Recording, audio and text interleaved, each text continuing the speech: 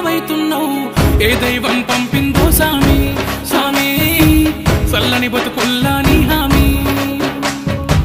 కన్నీళ్లతో తడిసిన ఈ భూమి భూమి చిరునవ్వై పొంగెను ఈ దారి